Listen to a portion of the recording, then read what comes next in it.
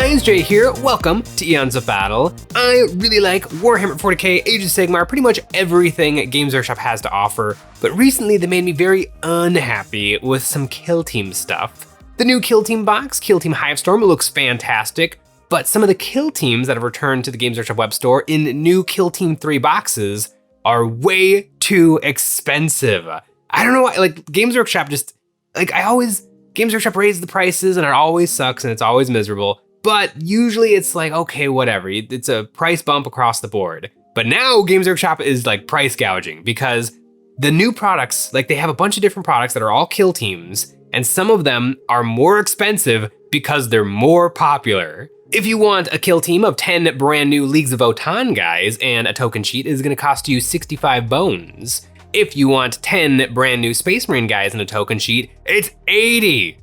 It's 80, and the only thing I can think of is that the scouts are more popular than Leagues of Votann. The only reason Games Workshop thinks they can get more, so they're charging that much. And it's making me a little bit unhappy. And so it started to make me think about all the ways that Games Workshop, what little changes could Games Workshop do to make me really happy? Because I think I've got some pretty good ideas of what they could do to just kind of nudge all of their products in the right direction. One thing I think Games Workshop could do is just make the game more accessible in general. Right now, if you want to get into 40k proper, the best way to do so is with the Leviathan box, which is Space Marines and Tyrannid, some dice, the rules, a little bit of terrain. But that's just Space Marines and Tyrannids. What if, you're trying to get your buddy into this game and they're like, 40k looks neat, but Space Marines and Tyrannids don't do it for me. I really like the Leagues of Votann. They're like, okay, well, I guess you have to, there's the combat patrol, or you could maybe buy some things. You could get the codex. Maybe that'll help nudge you into which kits you could buy. Or I guess there's no real decision making anyway, because Leagues of Votann have like 6 kits out right now. So they're a very, very small army.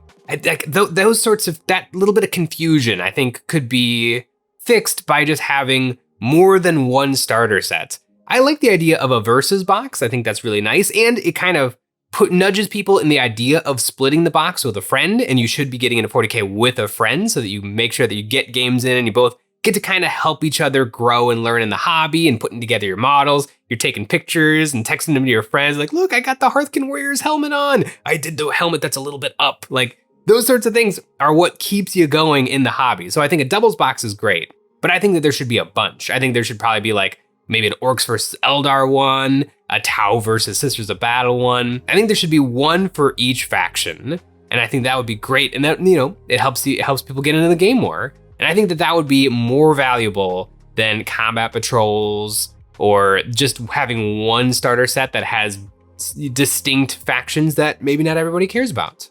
Similarly, getting people into the hobby, I think Games Workshop hit on something in early 8th edition with easy to build kits. There are still a lot of Redemptor Dreadnoughts and Tactical Marines that are like easy to build plastic kits that are only a few pieces of plastic each that peg and slot together. I think that they should bring that back, and I think they should bring it back for every single faction in the game. There's a kind of a weird thing going on right now with orcs where you can buy orcs that come in a box, but they're easy to build kind of push fit models, and so you kind of don't get to make decisions on what weapons they're loaded out with. And Games Workshop kind of knows that this isn't good enough, and so you can also buy the classic Orc Boys from like 2004, so that you can actually have all the weapon options and everything available to you. And they exist in this weird middle ground, but I don't think they need to. I think you just give every single faction an easy to build kit.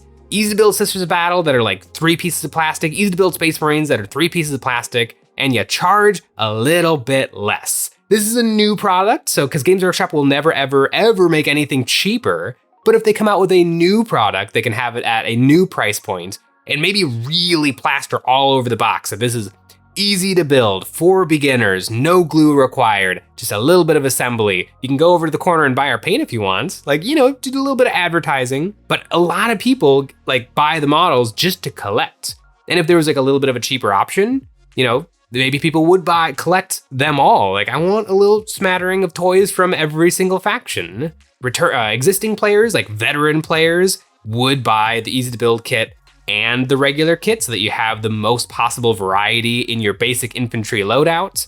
I think that would be a really, really positive thing and a really good way to get people into the hobby because Combat Patrol is not a way to get people into the hobby. Somebody who's looking at 40K, or maybe they just finished playing Space Marine 2, they're like, this is kind of neat.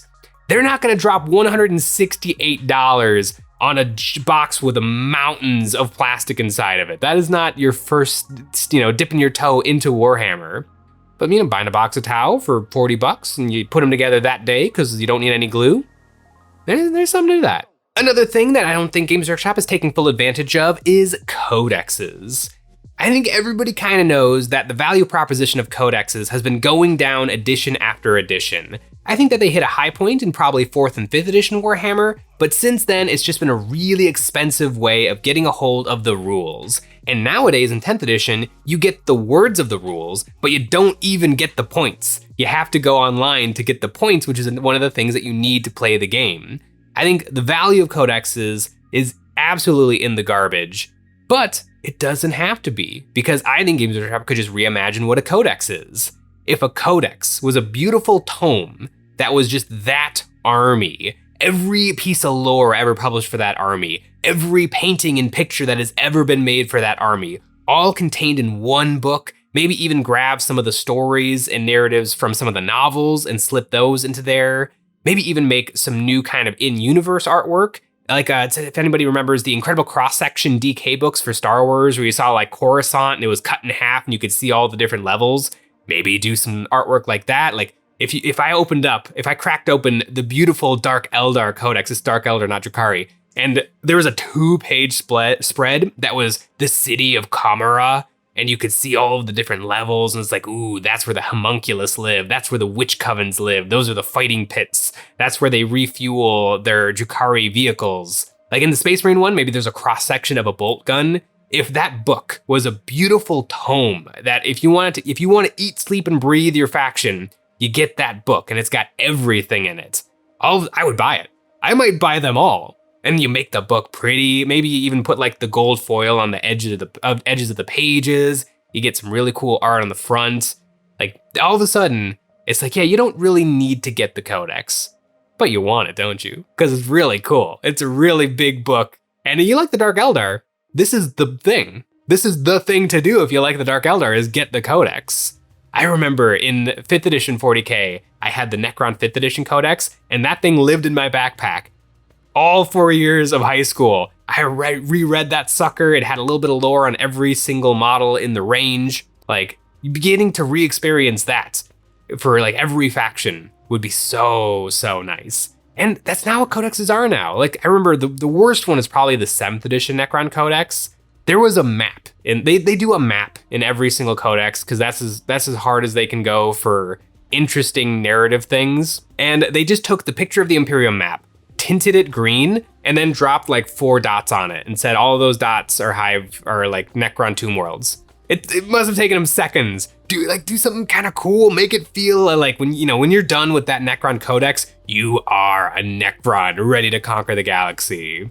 I think that is the only place for codexes to go. Either get rid of them and make it all the app, because the app's not bad. The app works-ish, but if the codexes were cool, then they'd just be cool. I want cool things. And speaking of cool things, I think Games Workshop is really missing out on their universe. Like, there's no way to enter the universe, and I think Games Workshop is kind of just taking advantage of like lore tubers and other sources that people are getting all of their 40K knowledge from, because it's really hard to like get a grasp on 40K. And like the world of Warhammer 40K is grim and dark and evil and fictitious. And it's really fun to like fantasize and to be in that fictitious world.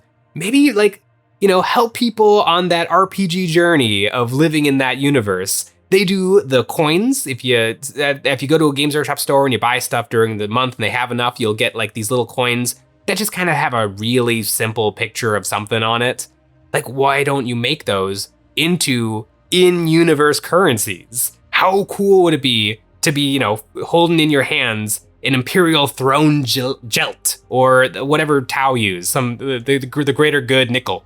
Like, that would be so much fun. And you'd feel like a Tau. You'd feel like a little Tau with your greater good nickel. It would be so cool. And similarly, Games Workshop toyed with this idea a little bit when they released the what was the Infantryman's Uplifting Primer. I don't think you can buy it anymore. You might be able to get like a PDF of it, but it was the in-universe book of, the guardsman's training. Do that for all the factions. What if you could read like the philosophy of the greater good, or the Codex Astartes, or the Art of War by Orc Poo? Like, wouldn't it be great, like to help you just get into that fictional world and see it from your model's point of view? Oh, like what's going on? I think that would be like so interesting and so fun, because that's what 40K is. I mean, 40K started as a ripoff of D&D, and it's kind of gotten away from that, where it's almost a computer game that you play in person. But being able to get back to that role playing and that just fantasy, I think doing a little bit more in the universe would not only help that, but it would also reinforce the satire and humor of 40K that I think is lost in novel after novel after novel of Space Marines being the epic heroes of humanity who saved the day, but not really, because they saved the day for the Empire. The Empire is awful. It's not a happy ending, even if the Space Marines win. The world of Warhammer 40K is not a fun place to be, but it is a fun place to be.